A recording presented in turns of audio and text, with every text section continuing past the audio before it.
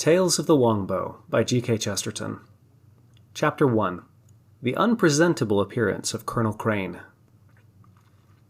These tales concern the doing of things recognized as impossible to do, impossible to believe, and, as the weary reader may well cry aloud, impossible to read about. Did the narrator merely say that they happened without saying how they happened, they could easily be classified with the cow who jumped over the moon, or the more introspective individual who jumped down his own throat.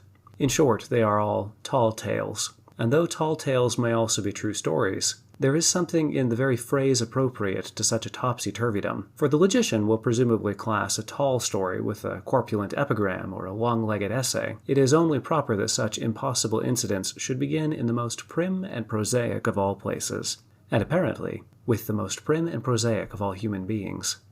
The place was a straight suburban road of strictly fenced suburban houses on the outskirts of a modern town. The time was about 20 minutes to 11 on Sunday morning, when a procession of suburban families in Sunday clothes were passing decorously up the road to church, and the man was a very respectable retired military man named Colonel Crane, who was also going to church, as he had done every Sunday at the same hour for a long stretch of years. There was no obvious difference between him and his neighbors, except that he was a little less obvious. His house was only called White Lodge, and was therefore less alluring to the romantic passerby than Rowan Mere on the one side or Heatherbrae on the other. He turned out spick and span for church as if for parade, but he was much too well dressed to be pointed out as a well-dressed man. He was quite handsome in a dry, sun-baked style, but his bleached blonde hair was a colorless sort that could look either light brown or pale gray, and though his blue eyes were clear, they looked out a little heavily under lowered lids. Colonel Crane was something of a survival. He was not really old. Indeed, he was barely middle-aged, and had gained his last distinctions in the Great War, but a variety of causes had kept him true to the traditional type of the old professional soldier, as it had existed before 1914, when a small parish would have only one colonel, as it had only one curate. It would be quite unjust to call him a dugout. Indeed, it would be much truer to call him a dug-in, for he had remained in the traditions as firmly and patiently as he had remained in the trenches. He was simply a man who had no taste for changing his habits, and had never worried about conventions enough to alter them. One of his excellent habits was to go to church at 11 o'clock, and he therefore went there, and did not know that there went with him something of an old-world air and a passage in the history of England. As he came out of his front door, however, on that particular morning, he was twisting a scrap of paper in his fingers and frowning with somewhat unusual perplexity. Instead of walking straight to his garden gate, he walked once or twice up and down his front garden, swinging his black walking cane. The note had been handed to him at breakfast, and it evidently called for some practical problem calling for immediate solution.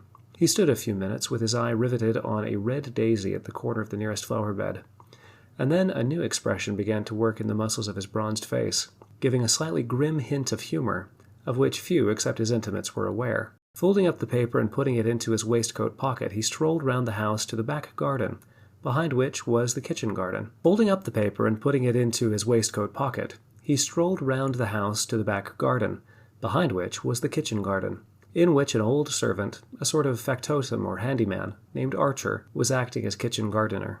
Archer was also a survival. Indeed, the two had survived together, had survived a number of things that had killed a good many other people. But though they had been together through the war that was also a revolution, and had a complete confidence in each other, the man Archer had never been able to lose the oppressive manners of a manservant. He performed the duties of a gardener with the air of a butler.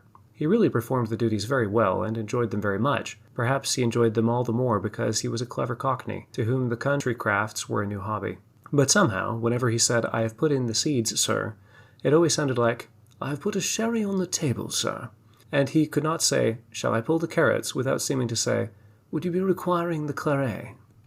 "I hope you're not working on Sunday," said the colonel, with a much more pleasant smile than most people got from him, though he was always polite to everybody. "You're getting too fond of these rural pursuits. You've become a rustic yokel." "I was venturing to examine the cabbages, sir," replied the rustic yokel with a painful precision of articulation. "Their condition yesterday evening did not strike me as satisfactory." "Glad you didn't sit up with them," answered the colonel. "But it's lucky you're interested in cabbages. I want to talk to you about cabbages." "About cabbages, sir?" inquired the other respectfully. But the colonel did not appear to pursue the topic, for he was gazing in sudden abstraction at another object in the vegetable plots in front of him. The colonel's garden, like the colonel's house, hat, coat, and demeanor, was well appointed in an unobtrusive fashion. and in the part of it devoted to flowers there dwelt something indefinable that seemed older than the suburbs. The hedges, even, in being as neat as Surbiton, managed to look as mellow as Hampton Court, as if their very artificiality belonged rather to Queen Anne than Queen Victoria. And the stone-rimmed pond with a ring of irises somehow looked like a classic pool, and not merely an artificial puddle. It is idle to analyze how a man's soul and social type will somehow soak into his surroundings. Anyhow, the soul of Mr. Archer had sunk into the kitchen garden, so as to give it a fine shade of difference. He was, after all, a practical man, and the patience of his new trade was much more of a real appetite with him than words would suggest. Hence the kitchen garden was not artificial, but autochthonous. It really looked like the corner of a farm in the country, and all sorts of practical devices were set up there. Strawberries were netted in against the birds, strings were stretched across with feathers fluttering from them, and in the middle of the principal bed stood an ancient and authentic scarecrow. Perhaps the only incongruous intruder capable of disputing with the scarecrow in his rural reign was the curious boundary stone which marked the edge of his domain, and which was, in fact, a shapeless South Sea idol, planted there with no more appropriateness than a door-scraper. But Colonel Crane would not have been so complete a type of the old army man if he had not hidden somewhere a hobby connected with his travels.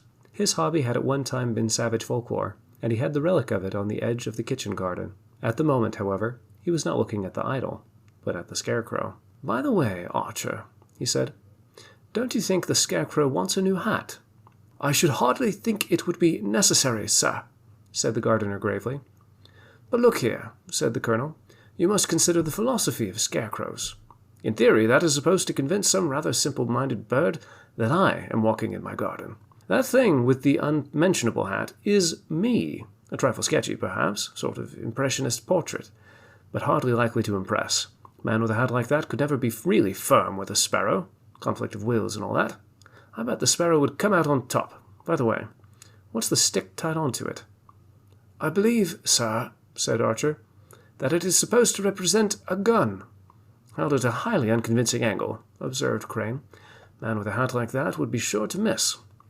"Would you desire me to procure another hat?" inquired the patient Archer.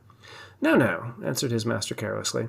"As the poor fellow's got such a rotten hat, I'll give him mine, like a scene of St. Martin and the beggar." "Give him yours," repeated Archer, respectfully but faintly. The colonel took off his burnished top hat and gravely placed it on the head of the South Sea idol at his feet. It had a queer effect of bringing the grotesque lump of stone to life, as if a goblin in a top hat was grinning at the garden. "You think the hat shouldn't be quite new?" he inquired almost anxiously. "Not done among the best scarecrows, perhaps. Well, let's see what we can do to mellow it a little." He whirled up his walking stick over his head and laid a smacking stroke across the silk hat, smashing it over the hollow eyes of the idol. "Softened with the touch of time now, I think," he remarked, holding out the silken remnants to the gardener. "Put it on the scarecrow, my friend. I don't want it. You can bear witness it's no use to me." Archer obeyed like an automaton with rather round eyes. "We must hurry up," said the colonel cheerfully. "I was early for church, but I'm afraid I'm a bit late now." "Did you propose to attend church without a hat, sir?" asked the other. "Certainly not, most irreverend," said the colonel. "Nobody should neglect to remove his hat on entering church." "Well, if I haven't got a hat, I shall neglect to remove it. Where is your reasoning power this morning? No, just dig up one of your cabbages." Once more the well-trained servant managed to repeat the word. "Cabbages?" with his own strict accent, but in its constriction there was a hint of strangulation. "Yes, go and pull up a cabbage. There's a good fellow," said the colonel. "I must really be getting along. I believe I heard it strike 11. Mr. Archer moved heavily in the direction of a plot of cabbages, which swelled with monstrous contours and many colors, objects perhaps more worthy of the philosophic eye than is taken into account by the more flippant of tongue. Vegetables are curious-looking things, and less commonplace than they sound. If we called a cabbage a cactus or some such queer name, we might see it as an equally queer thing. These philosophical truths did the colonel reveal by anticipating the dubious Archer, and dragging a great green cabbage with its trailing root out of the earth. He then picked up a sort of pruning knife and cut short the long tail of the root, scooped out the inside leaves so as to make a sort of hollow, and, gravely reversing it, placed it on his head. Napoleon and other military princes have crowned themselves, and he, like the Caesars, wore a wreath that was, after all, made of green leaves or vegetation. Doubtless there are other comparisons that might occur to any philosophical historian who should look at it in the abstract. The people going to church certainly looked at it, but they did not look at it in the abstract. To them it appeared singularly concrete and indeed incredibly solid. The inhabitants of Rowanmere and Heatherbrae followed the colonel as he strode almost jauntily up the road, with feelings that no philosophy could for the moment meet. There seemed to be nothing to be said except that one of the most respectable and respected of their neighbors, one who might even be called in a quiet way the pattern of good form if not a leader of fashion, was walking solemnly up to church with a cabbage on the top of his head. There was indeed no corporate action to meet the crisis. Their world was not one in which a crowd can collect to shout and still less to jeer. No rotten eggs could be collected from their tidy breakfast tables, and they were not of the sort to throw cabbage stalks at the cabbage. Perhaps there was just that amount of truth in the pathetically picturesque names on their front gates, names suggestive of mountains and mighty lakes concealed somewhere on the premises. It was true that in one sense such a house was a hermitage. Each of these men lived alone, and they could not be made into a mob. For miles around there was not public house and no public opinion. As the colonel approached the church porch and prepared reverently to remove his vegetarian headgear, he was hailed in a tone a little more hearty than the humane civility that was the slender bond of that society. He returned to the greeting without embarrassment, and paused a moment as the man who had spoken to him plunged into further speech. He was a young doctor named Horace Hunter, tall, handsomely dressed, and confident in manner, and though his features were rather plain and his hair rather red, he was considered to have a certain fascination. "Good morning, Colonel," said the doctor in his resounding tones. What a fine day it is." Stars turned from their courses like comets, so to speak, and the world swerved into wilder possibilities at that crucial moment when Dr. Hunter corrected himself and said, "What a fine day," instead of "What a funny hat." As to why he corrected himself, a true picture of what passed through his mind might sound rather fanciful in itself. It would be less than explicit to say he did so because of a long gray car waiting outside the White Lodge. It might not be a complete explanation to say that it was due to a lady walking on stilts at a garden party. Some obscurity might remain, even if we said that it had something to do with a soft shirt and a nickname. Nevertheless, all these things mingled in the medical gentleman's mind when he made his hurried decision. Above all, it might, or might not, be sufficient explanation to say that Horace Hunter was a very ambitious young man, that the ring in his voice and the confidence in his manner came from a very simple resolution to rise in the world, and that the world in question was rather worldly. He liked to be seen talking so confidently to Colonel Crane on that Sunday parade. Crane was comparatively poor, but he knew people. And people who knew people knew what people were doing now, whereas people who didn't know people could only wonder what in the world people would do next.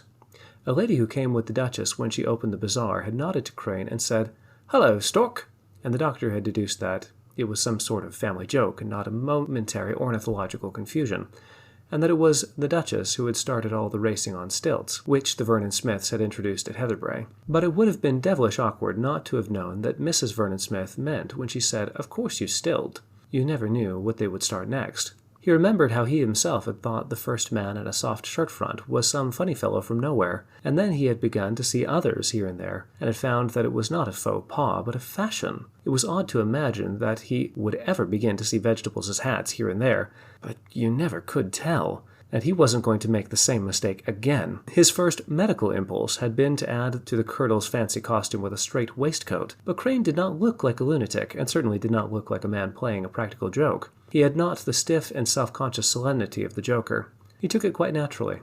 And one thing was certain. If it really was the latest thing, the doctor must take it as naturally as the colonel did, and he said it was a fine day, and was gratified to learn that there was no disagreement on that question.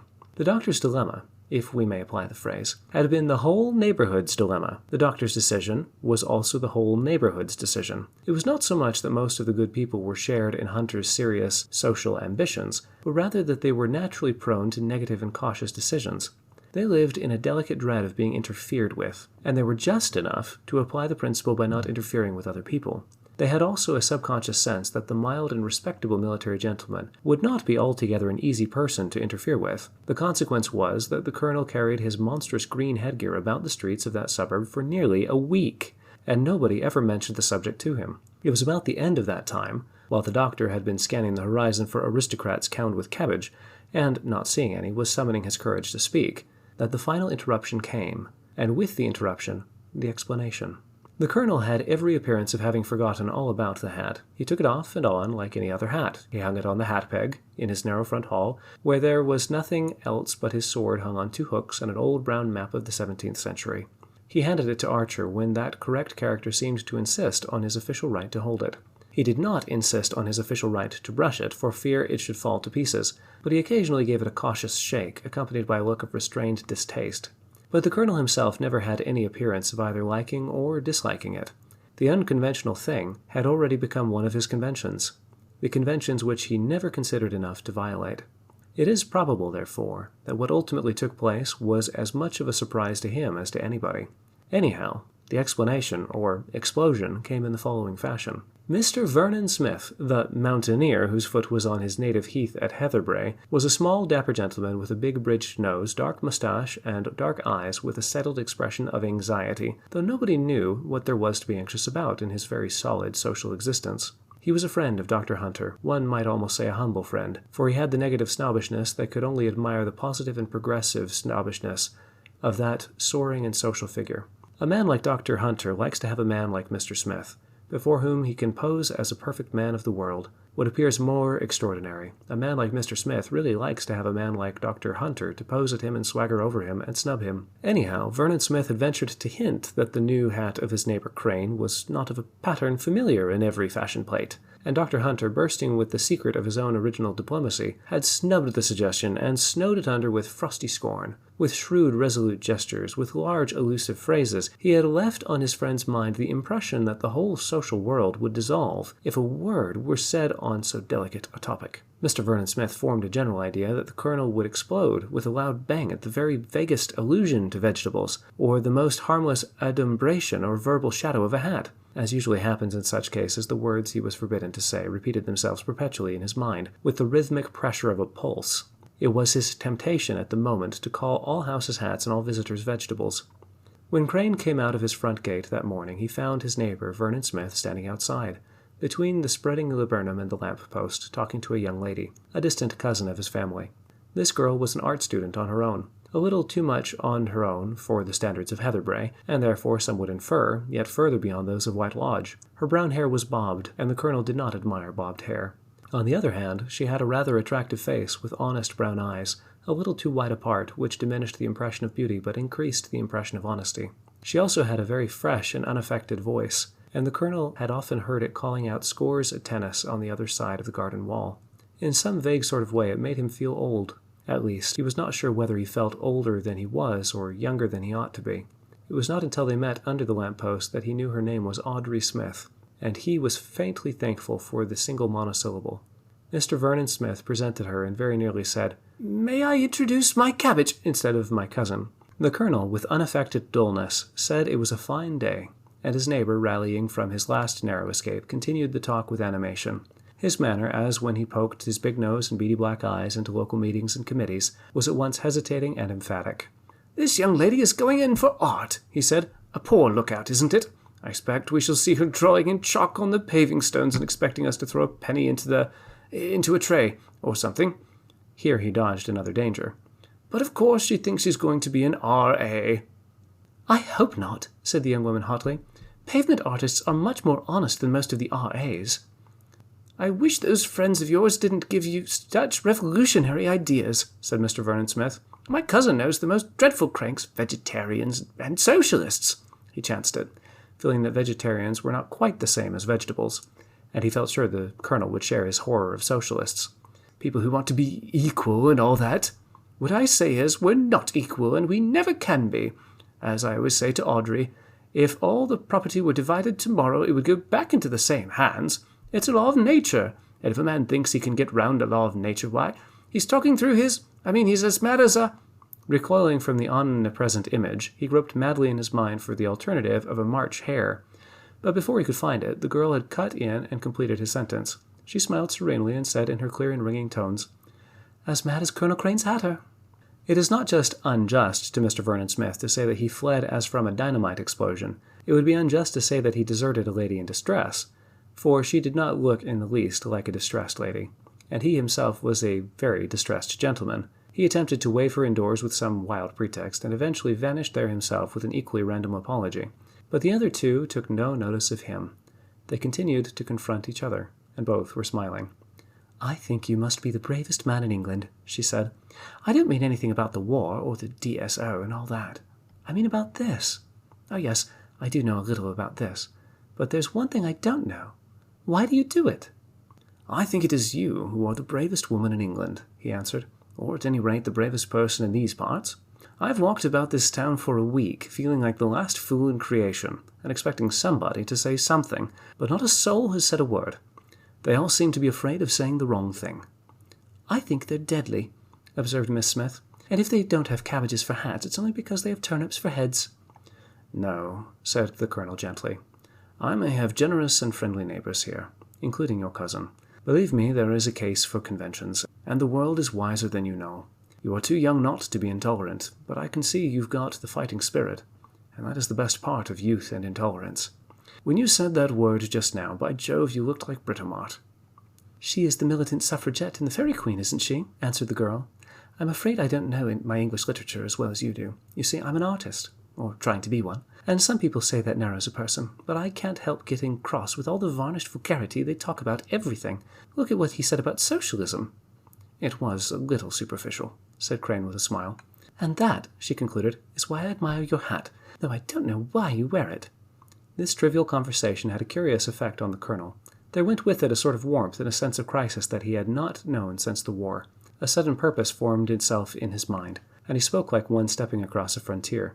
"Miss Smith," he said, "I wonder if I might ask you to pay me a further compliment.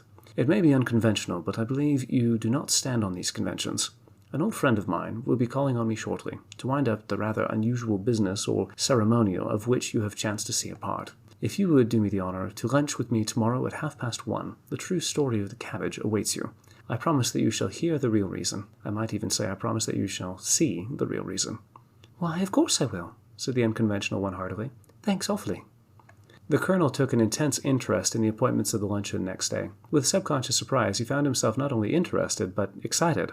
Like many of his type, he took a pleasure in doing such things well, and he knew his way about in wine and cookery. But that would not alone explain his pleasure, for he knew that young women generally know very little about wine, and emancipated young women possibly least of all. And though he meant the cookery to be good, he knew that, in one feature, it would appear rather fantastic. Again, he was a good-natured gentleman, who would always have liked young people to enjoy a luncheon party, as he would have liked a child to enjoy a Christmas tree. But there seemed no reason why he should have a sort of happy insomnia, like a child on Christmas Eve. There was really no excuse for his pacing up and down the garden with his cigar, smoking furiously far into the night. For as he gazed at the purple irises and the grey pool in the faint moonshine, something in his feelings passed as if from one tint to the other. He had a new and unexpected reaction. For the first time he really hated the masquerade he had made himself endure. He wished he could smash the cabbage as he had smashed the top hat. He was little more than 40 years old, but he had never realized how much there was of what was dried and faded about his flippancy, till he felt unexpectedly swelling within him the monstrous and solemn vanity of a young man.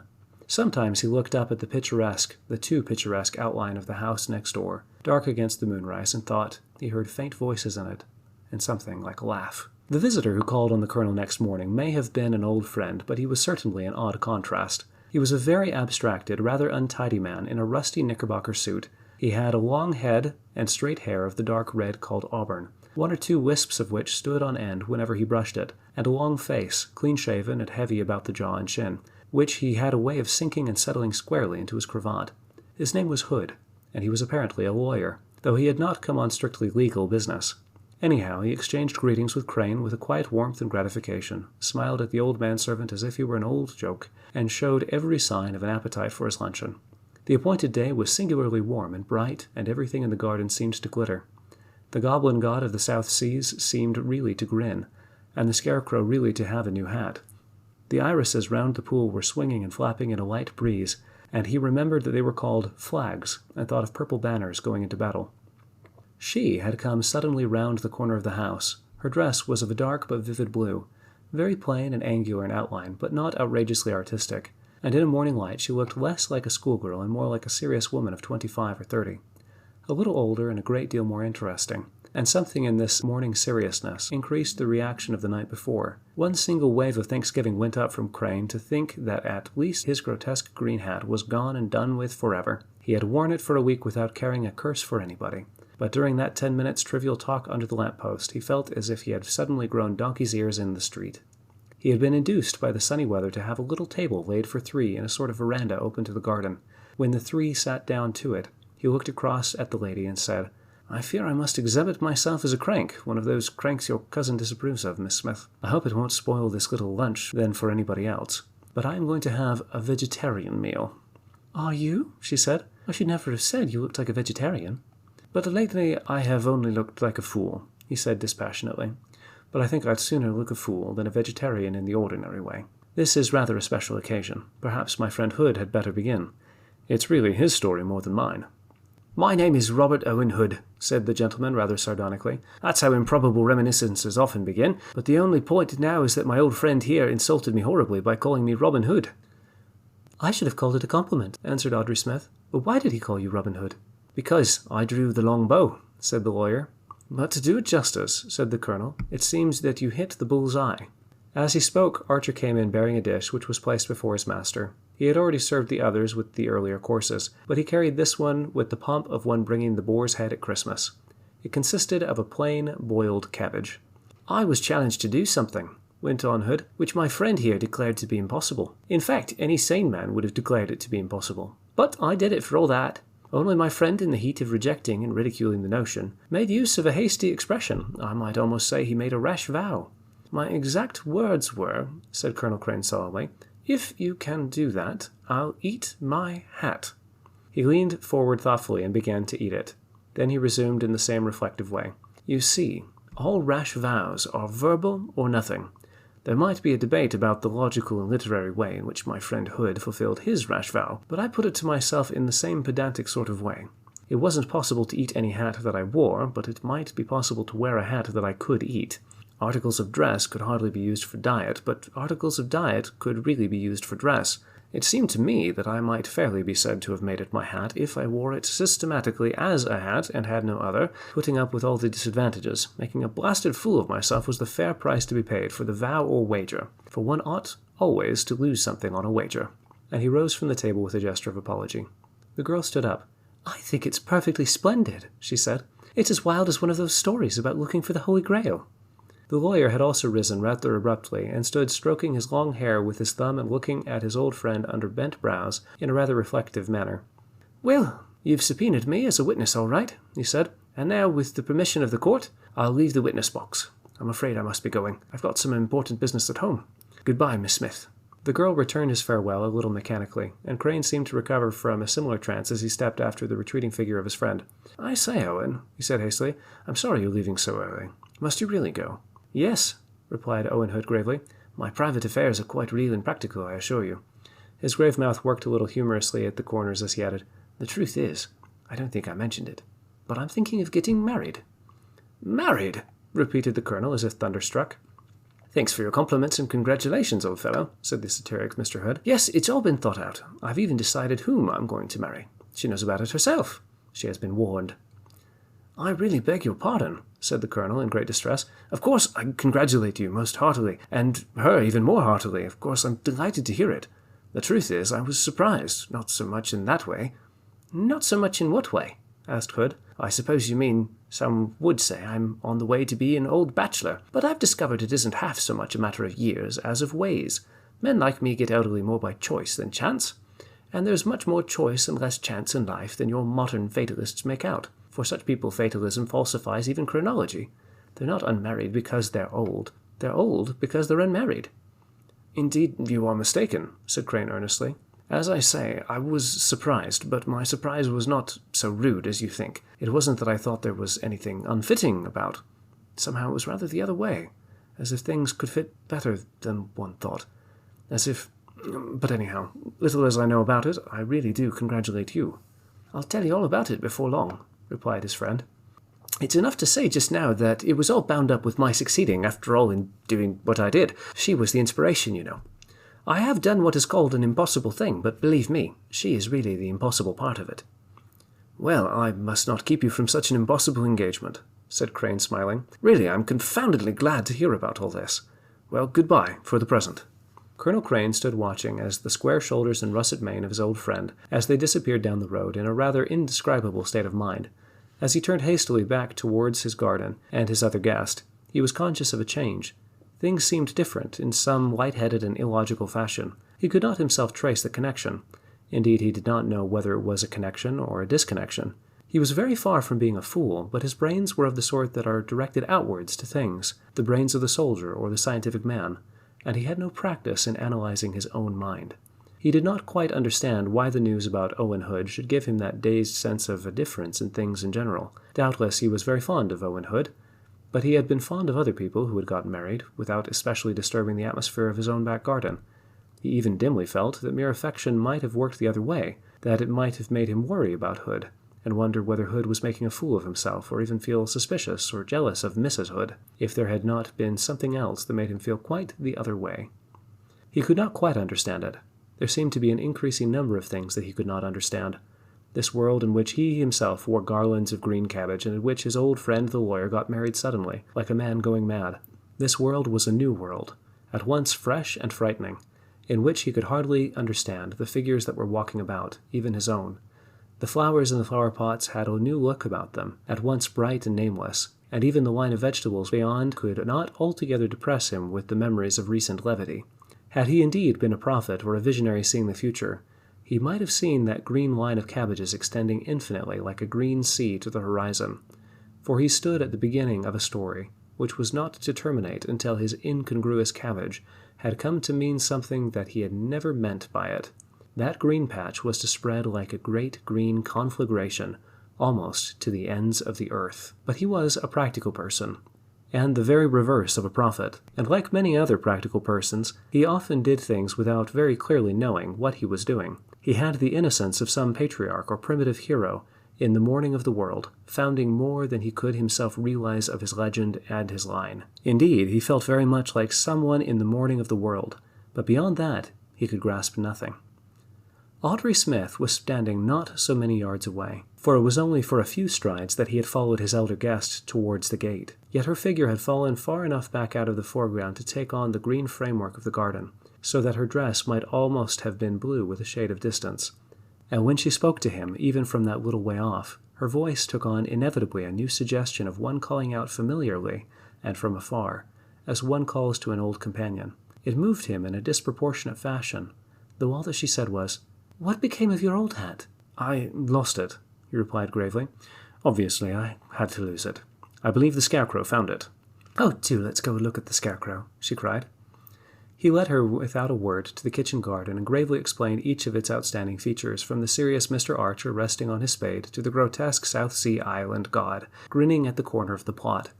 He spoke as with an increasing solemnity and verbosity, and all the time knew little or nothing of what he said. At last she cut into his monologue with an abstraction that was almost rude, yet her brown eyes were bright and her sympathy undisguised. "Don't talk about it," she cried with illogical enthusiasm. "It looks as if we were really right in the middle of the country. It's as unique as the Garden of Eden. It's simply the most delightful place." It was at this moment, for some unaccountable reason, that the colonel who had lost his hat suddenly proceeded to lose his head. Standing in that grotesque vegetable scenery, a black and stiff and somehow stately figure, he proceeded in the most traditional manner to offer the lady everything he possessed, not forgetting the Scarecrow or the cabbages, a half-humorous memory of which returned to him with the boomerang of bathos. "When I think of the encumbrances on the estate," he concluded gloomily, "well, there they are. A scarecrow and a cannibal fetish and a stupid man who is stuck in a rut of respectability and conventional ways." "Very conventional," she said, "especially in his taste in hats." "That was the exception, I'm afraid," he said earnestly. "You'd find those things very rare and most things very dull. I can't help having fallen in love with you, but for all that we are in different worlds, and you belong in a younger world, which says what it thinks and cannot see what most of our silences and scruples meant." "I suppose we are very rude," she said thoughtfully, "and you must certainly excuse me if I do say what I think." "I deserve no better," he replied mournfully. "Well, I think I must be in love with you too," she replied calmly. "I don't see what time has to do with being fond of people. You are the most original person I ever knew." My dear," he protested almost brokenly. "I fear you are making a mistake. Whatever else I am, I never set up to be original." "You must remember," she replied, "that I have known a good many people who did set up to be original. An art school swarms with them, and there are any number among those socialist and vegetarian friends of mine you were talking about. They would think nothing of wearing cabbages on their heads, of course. Any one of them would be capable of getting inside a pumpkin if he could. Any one of them might appear in public dressed entirely in watercress. But that's just it. They might well wear watercress, for they are water creatures. They go with the stream. They do those things because those things are done. because they are done in their own bohemian set. Unconventionality is their convention. I don't mind it myself. I think it's great fun, but that doesn't mean that I don't know real strength or independence when I see it. All that is just molten and formless, but the really strong man is one who can make a mold and then break it. When a man like you can suddenly do a thing like that after 20 years of habit, for the sake of his word, then somehow one really does feel that man is man, and master of his fate. I doubt if I am master of my fate, replied Crane, and I do not know whether I ceased to be yesterday or 2 minutes ago. He stood there for a moment like a man in heavy armor. Indeed, the antiquated image is not inappropriate in more ways than one. The new world within him was so alien from the whole habit in which he lived, from the very gait and gestures of his daily life conducted through countless days, that his spirit had striven before it broke its shell. But it was also true that even if he could have done what every man wishes to do at such a moment, something supreme and satisfying, it would have been something in a sense formal, or it would not have satisfied him. He was one of those to whom it is natural to be ceremonial. Even the music in his mind, too deep and distant for him to catch and echo, was the music of old and ritual dance and not of revelry. It was not for nothing that he had built gradually about him that garden of the grey stone fountain and the great hedge of yew. He bent suddenly and kissed her hand. "I like that," she said. "You ought to have powdered hair and a sword." "I apologize," he said gravely. "No modern man is worthy of you. But indeed I fear, in every sense, I am not a very modern man." "You must never wear that hat again," she said, indicating the battered original topper. "To tell the truth," he observed mildly, "I had not any intention of resuming that one." "Silly," she said briefly. "I don't mean that. I mean that sort of hat. As a matter of fact, there couldn't be a finer hat than the cabbage." "My dear," he protested, but she was looking at him quite seriously. "I told you I was an artist, and didn't know much about literature," she said. "Well, you do know. It really does make a difference. Literary people let words get between them and things. We do at least look at the things, and not the names of the things. You think a cabbage is comic because the name sounds comic and even vulgar. Something between cab and garbage. I suppose. But a cabbage isn't really comic or vulgar. You wouldn't think so if you simply had to paint it. Haven't you seen Dutch and Flemish galleries? And don't you know what great men painted cabbages? What they saw was certain lines and colours, very wonderful lines and colours." "It may be all very well in a picture," he began doubtfully. She suddenly laughed aloud. "You idiot," she cried. "Don't you know you looked perfectly splendid? The curves were like a great turban of leaves, and the root rose like the spike of a helmet. It was rather like the turbaned helmets on some of Rembrandt's figures, with the face like bronze in the shadows of green and purple. That's the sort of thing artists can see, who keep their eyes and heads clear of words. And then you want to apologize for not wearing that stupid stovepipe covered with blacking, when you went about wearing a coloured crown like a king. And you were like a king in this country, for they were all afraid of you." As he continued a faint protest, her laughter took on a more mischievous side. "If you'd stuck to it a little longer, I'd swear they'd have all been wearing vegetables for hats. I swear I saw my cousin the other day standing with a sort of trowel looking irresolutely at a cabbage." Then, after a pause, she said with a beautiful irrelevancy, "What was it Mr. Hood did that you said he couldn't do?" But these are tales of topsy-turvydom, even in the sense that they have to be told tail foremost, and he who would know the answer to that question must deliver himself up to the intolerable tedium of reading the story of the improbable success of Mr. Owen Hood, and an interval must be allowed him before such torments are renewed. End of Chapter 1.